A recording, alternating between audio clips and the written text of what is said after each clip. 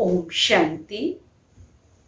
आज हम सुनेंगे प्यारे बाबा के मधुर महावाक्य।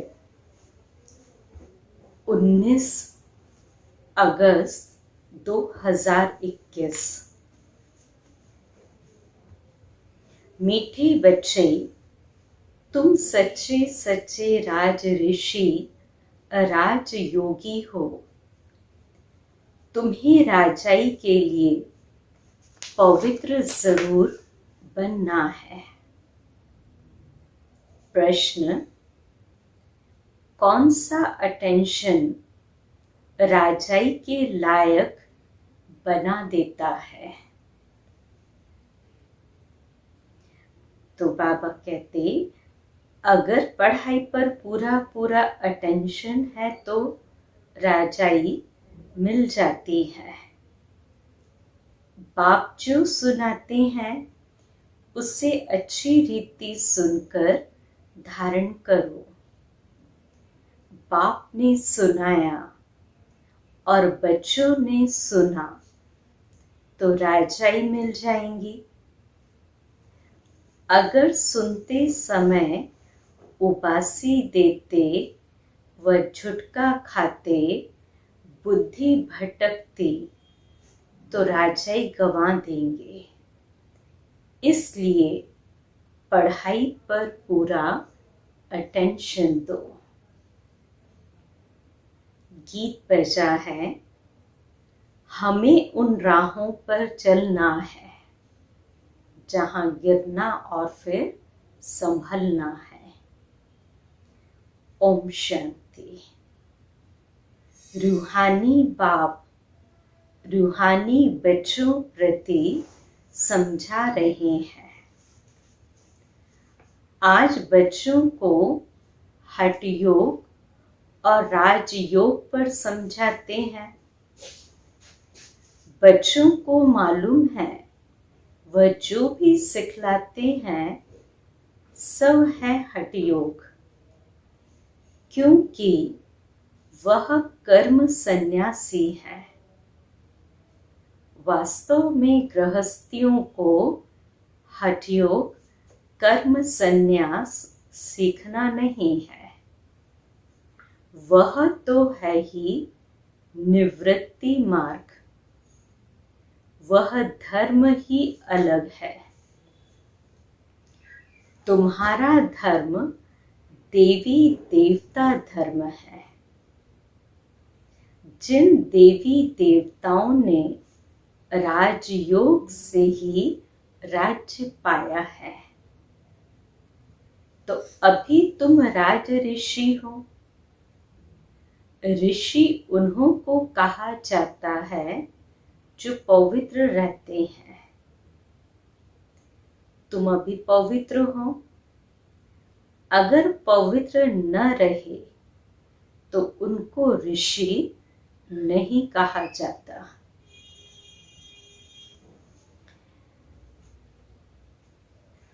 तुम राजाई पाने के लिए पवित्र बनते हो। वह कोई राजाई पाने के लिए पवित्र नहीं बनते। तुम जानते हो कि पवित्र दुनिया में हमको पवित्र राजाई थी। भारत में ही 5000 वर्ष पहले देवी देवताओं का पूज्य प्रवृत्ति मार्ग था। अभी पुजारी पतित बन पड़े हैं। पतित कैसे बने? 84 जन्मों का हिसाब है ना। बाप जो सहज राजयोग सिखला रहे हैं वही तुमको 84 जन्मों का हिसाब बतलाते हैं। दूसरे धर्म को संन्यास धर्म वाले क्या जाने। यह है देवी देवताओं का प्राचीन धर्म। वह है पीछे वाला धर्म। जो पास्ट हो गए हैं उनको सन्यासी समझ न सके। तुम जानते हो हठ योग अनेक प्रकार के हैं। द्वापर से भक्ति मार्ग के साथ हठ योग शुरू होता है। अभी फिर है राजयोग। वह हठ योग जन्म बाई जन्म सीखते आए हैं। राजयोग तुम एक जन्म में ही सीखते हो। उनको जन्म बाई जन्म पुनर्जन्म लेकर हठ योग सीखना ही है। तुमको राजयोग सीखने के लिए पुनर्जन्म नहीं लेना पड़ता। यह राजयोग तुम सिर्फ संगम पर ही सीखते हो। राजाई मिल गई, स्वर्ग हो गया, फिर और सब धर्म खत्म हो जाते हैं। तुम राज ऋषि हो। राधे कृष्ण भी पवित्र है ना। कृष्ण को महात्मा भी कहते हैं। महात्मा पवित्र होते हैं। तुम भी अभी महात्मा व राज ऋषि हो। महात्मा अर्थात पवित्र महान आत्मा। यह बातें कोई शास्त्रों में नहीं है। शास्त्र तो बाद में बनते हैं। कहानियों मिसल बैठ लिखते हैं। जो पास्ट हो जाता वह बैठ खेल बनाते हैं। सच्चा तो नहीं है। तो अब आप बच्चों को प्रैक्टिकल में पढ़ाते हैं। उनकी फिर हिस्ट्री बनाई है। यादव, कौरव और पांडव थे। जरूर संगम पर होंगे। संगम युग की हिस्ट्री बैठ बनाई है। त्योहार भी सभी संगम युग के हैं। राखी बंधन भी पवित्रता पर है। पीछे फिर उनका यादगार चलता है। यहाँ बाप भी सभी को पवित्र बनाए प्रतिज्ञा कराते हैं। सिख लोग कंगन पहनते हैं। वह भी पवित्रता की निशानी है। हिंदू लोग जनेऊ पहनते हैं तो वह भी पवित्रता की निशानी है। परंतु पवित्र रहते नहीं हैं। राखी बंधवाते हैं, अर्थ थोड़ी समझते हैं। आगे ब्राह्मण लोग राखी बांधते थे। अभी बहन भाई को राखी बांधती है, वह खर्ची देते हैं। तो यह सब अभी फैशन पड़ा है। वास्तव में यह है पवित्रता की बात। तो बाप कहते हैं बच्चे, काम महाशत्रु है। वह ब्राह्मण लोग कोई ऐसे नहीं समझाते हैं। अभी बेहद का बाप कहते हैं, बच्चे प्रतिज्ञा करो, हम पवित्र बनेंगे, कभी विकार में नहीं जाएंगे। बुलाते भी इसीलिए हो कि आकर पतितों को पावन बनाओ। सत्युग त्रेता में कोई नहीं बुलाते। वह है ही राम राज्य, यह है रावण राज्य। राम राज्य में 5 विकार होते नहीं, यथा राजा रानी तथा प्रजा। तो अभी तुम बच्चे जानते हो, हम बाबा से स्वर्ग की बादशाही ले रहे हैं। इस नर्क से जाना जरूर है। बाबा आया है पावन बनाकर स्वर्ग में ले जाने। फिर तो हम क्यों नहीं पावन बने? हठयोग, उन्हों के हठयोग तो अनेक प्रकार के हैं। जयपुर के म्यूजियम में जाकर देखो, कितनी वैरायटी है हठयोगियों की। उनसे होता कुछ भी नहीं। सीढ़ी नीचे उतरते ही जाते। बाप ने समझाया है, भारत जब पतित बनता है, रावण का राज्य होता है, तो धरनी हिलने लगती है। सोने के महल आदि सब नीचे चले जाते हैं। महलों आदि को कोई लूटा थोड़ी है, वह तो सिर्फ मंदिरों को लूटा है। कुछ जेवर, सोना आदि ले गए। जेवरों का सबसे जास्ती शौक तुमको है। तुम स्वर्ग में आते ही जेवर पहनते हो, राज्य करते हो, और धर्म वाले आते ही राज्य नहीं करते। तुम बेहद के बाप से स्वर्ग की बादशाही का वर्षा लेते हो। तो यह बाप बैठ समझाते हैं, गीता पढ़कर नहीं सुनाते।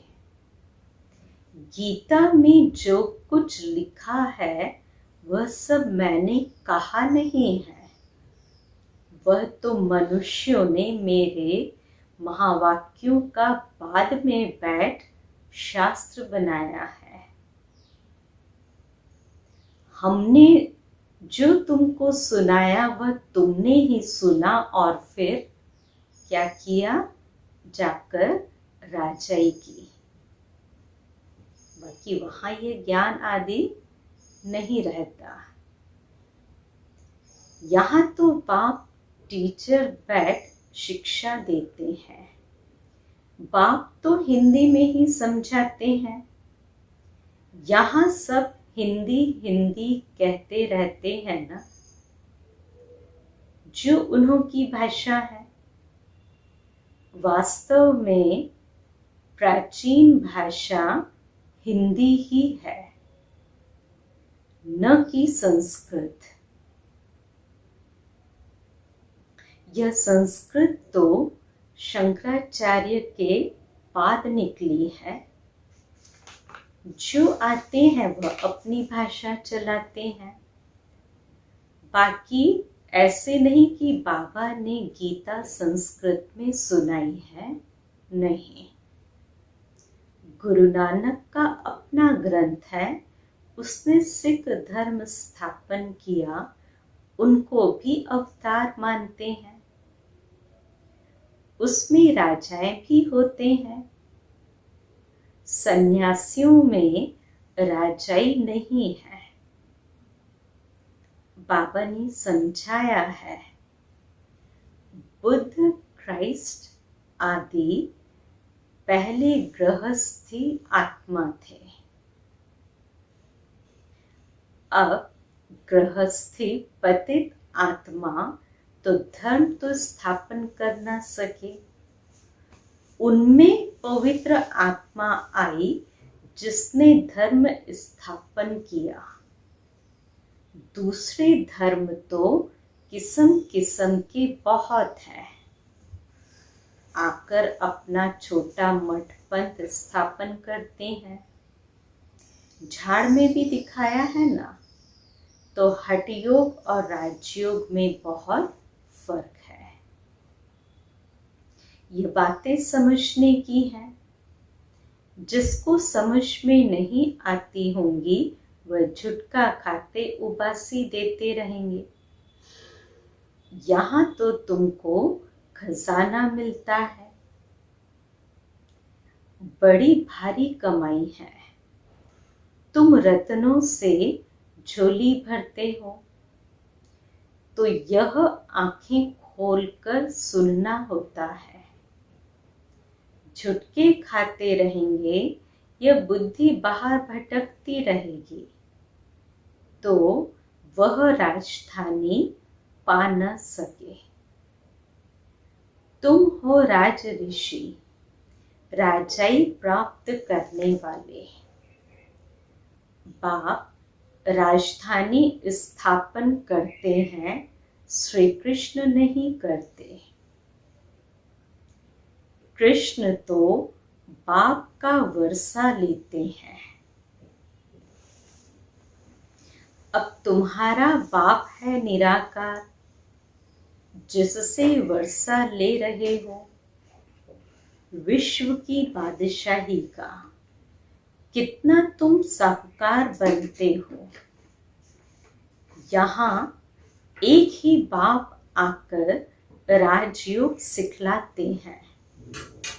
सो भी घूमो फिरो खाओ पियो, सिर्फ बाप को याद करो।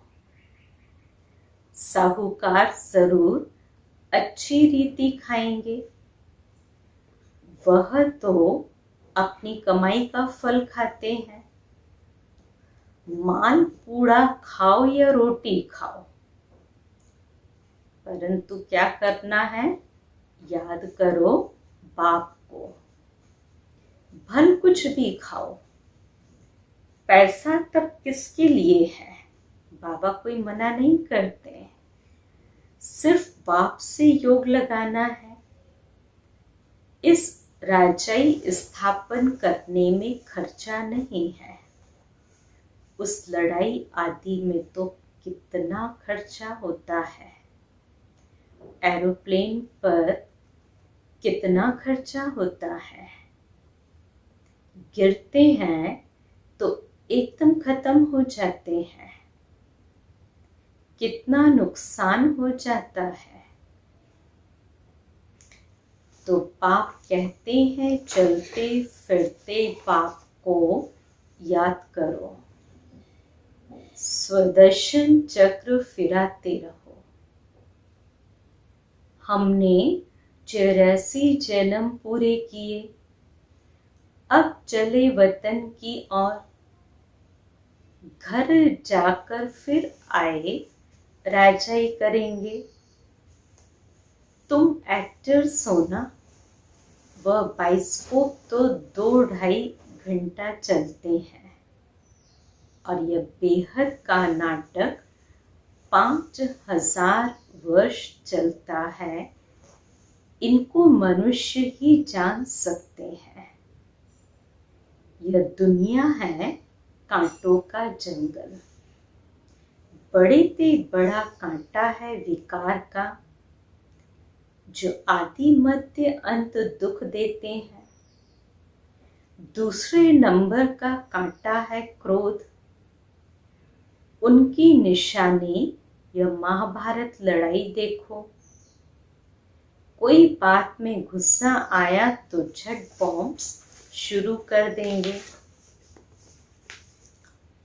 अभी तो ऐसे ऐसे बॉम्ब्स बनाए हैं जो बात मत पूछो। सतयुग में कोई लड़ाई आदि होती नहीं। संगम पर ही यह महाभारत लड़ाई दिखाई है। दूसरे कोई शास्त्र में लड़ाई की बात ही नहीं। वहां तो सारे विश्व के तुम मालिक रहते हो। लड़ाई की बात हो न सके। शास्त्रों में असुरों और देवताओं की लड़ाई दिखाई है, परंतु देवताएं तो अहिंसक है। तुम योग बल से विश्व के मालिक बनते हो। यह है साइलेंस बल। इसमें कुछ तुमको बोलना नहीं है।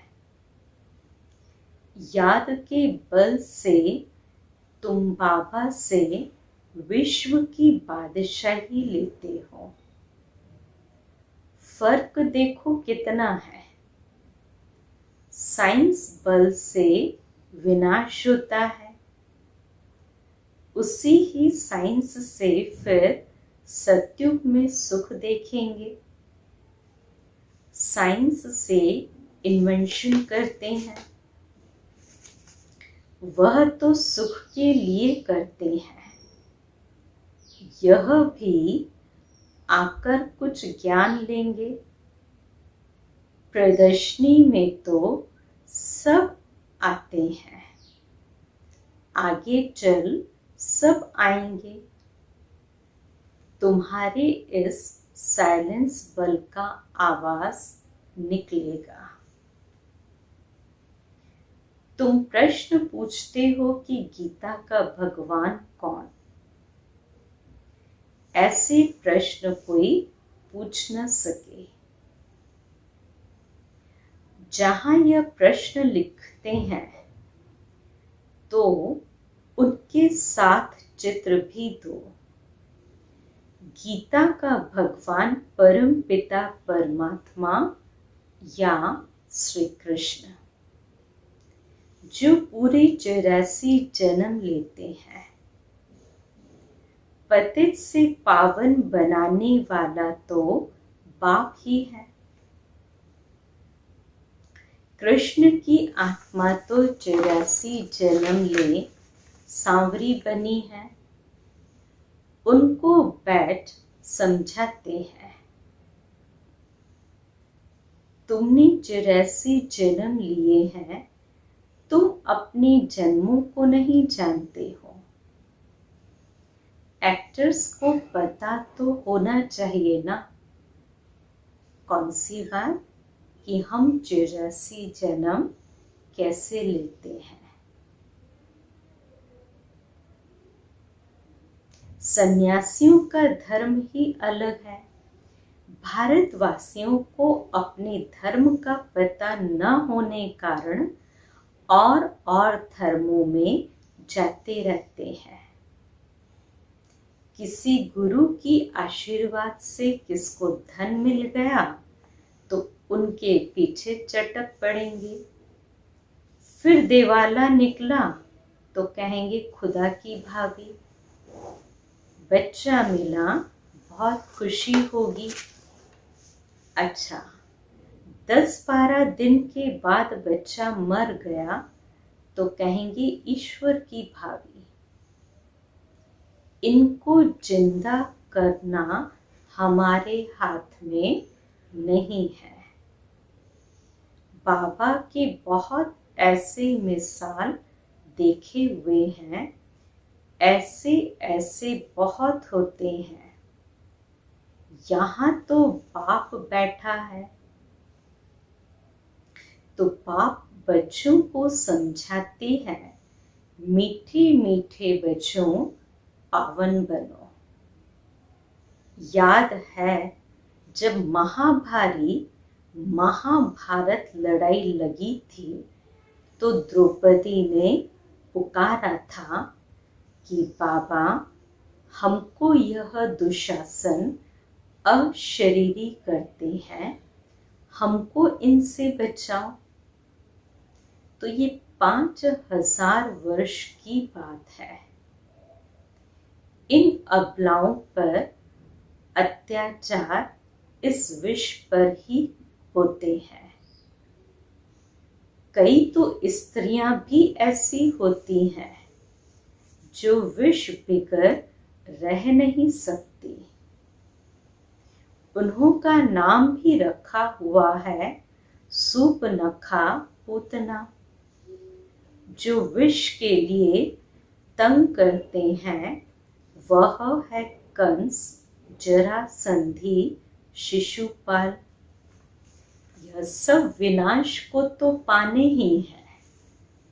इस समय है आसुरी रावण राज्य और फिर होगा ईश्वरीय राज्य। इस सारे चक्र को तो तुम जान गए हो कि कैसे 84 जन्म लेते हैं। यह भूलता तब है जब विकार में जाते हैं। विकार में जाने वाले का मुंह ही पीला हो जाता है। खुद ही समझते हैं कि हमने ये क्या कर दिया है। तो बाबा कहते, बच्चे इस विषय गटर में मत जाओ। यह तुमको आदि मध्य अंत दुख देने वाला है। इसमें न पड़ो। कसम उठाओ कि हम विकार में कभी नहीं जाएंगे। भगवानुवाच है, काम महाशत्रु है। हर एक चित्र में पहले तो यह लिखो, ज्ञान सागर पतित पावन, गीता ज्ञान दाता शिव भगवानुवाच। तो फिर कृष्ण का नाम उड़ जाए। हमको गीता का भगवान बैठ यह बतलाते हैं। वही ज्ञान हम लेते हैं। भगवान ही आकर नई दुनिया स्थापन करते हैं और पुरानी दुनिया का विनाश होता है। रुद्र ज्ञान यज्ञ है ना, असुल है शिव बाबा। रुद्र बाबा नहीं कहेंगे। बॉम्बे में बाबूरी नाथ का भी मंदिर है। अब बबुल कहा जाता है कांटों को। बाबूरी नाथ नाम क्यों रखा है, यह कोई समझते नहीं है। चित्र तो शिव का ही है, बाकी तो अनेक नाम रख दिए हैं। शिव बाबा ही आकर कांटों के जंगल को फूलों का बगीचा बनाते हैं और वही तुम्हारा बाबा है। उनका नाम है शिव। शिव परमात्माय नमः। ब्राह्मण देवी देवताय नमः अक्षर बिल्कुल क्लियर है। अब वह परम पिता परमात्मा बैठ इस रथ द्वारा समझा रहे हैं। हूबहू जैसे लौकिक बाप समझाते हैं, बच्चे हमारे कुल को कलंक नहीं लगाना, कोई खराब काम नहीं करना। यह बाबा भी कहते हैं, बच्चे विकार में तो कभी नहीं जाना। पवित्र बनने बिगर स्वर्ग में ऊंच पद पा नहीं सकेंगे। बहुत जबरदस्त कमाई तुम कर रहे हो, बाकी सब गंवा रहे हैं।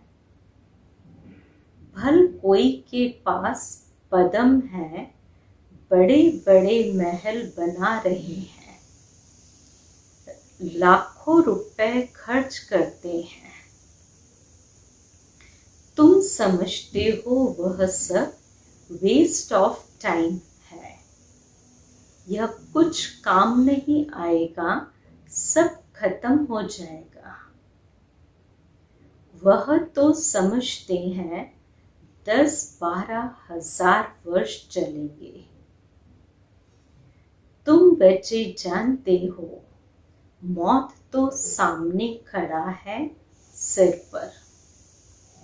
थोड़े समय के अंदर यह अर्थक्वेक आती हो, सब डावाडोल हो जाएगा। अर्थक्वेक आदि में अनगिनत मर जाते हैं। अब तो विनाश होना ही है। विनाश का साक्षात्कार और स्थापना का साक्षात्कार किया है, सो फिर इन आँखों से भी देखेंगे। भक्ति मार्ग में कितना कुछ करते हैं, परंतु कोई वैकुंठ में तो जा न सके। ज्ञान बिगर सद्गति हो न सके। यह सब भक्ति मार्ग के खिलौने हैं।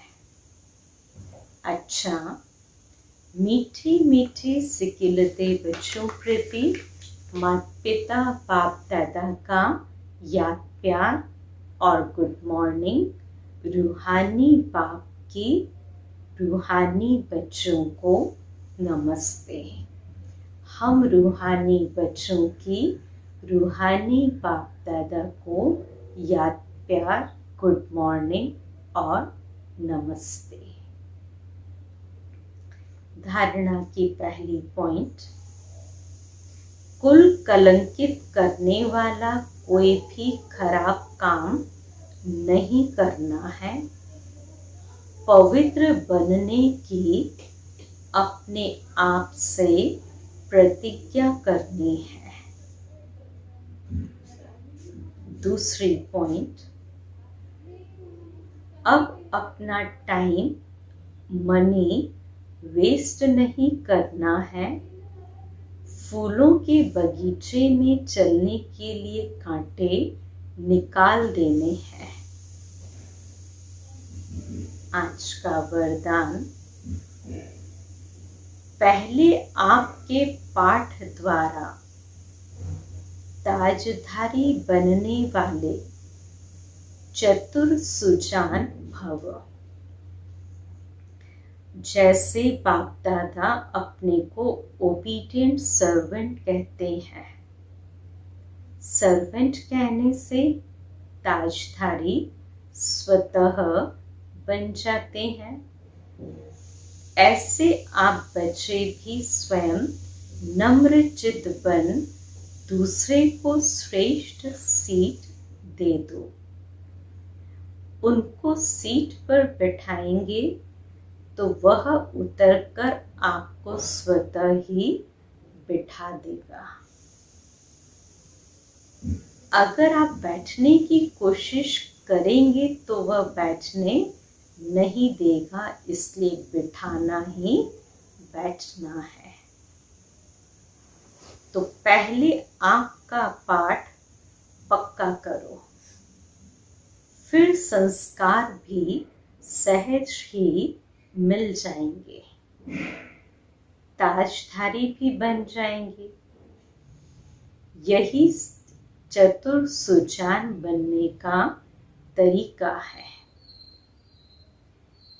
इसमें मेहनत भी नहीं और प्राप्ति भी ज्यादा है। स्लोगन, अंतर्मुखी एकांतवासी बनने वाली श्रेष्ठ आत्मा ही अव्यक्त स्थिति का अनुभव करती है। अंतर्मुखी और एकांतवासी बनने वाली श्रेष्ठ आत्मा ही अव्यक्त स्थिति का अनुभव करती है। अच्छा, ओम शांति। इस मास के अव्यक्त इशारे में पॉइंट है डबल लाइट बनो, और आज का इशारा डबल लाइट अर्थात संस्कार स्वभाव का भी बोझ नहीं। व्यर्थ संकल्प का भी बोझ नहीं। इसको कहा जाता है हल्का। जितने हल्के होंगे उतना सहज उड़ती कला का अनुभव करेंगे। अगर योग में जरा भी मेहनत करनी पड़ती है तो जरूर कोई बोझ है, तो बाबा बाबा का आधार ले उड़ते रहो। फिर मीठी दादी जी के विशेषताओं को सुन रहे थे। बड़ी दिल, विशाल दिल और सदा रहम दिल। दादी जी सदा बड़ी दिल, फराक दिल बनकर रही।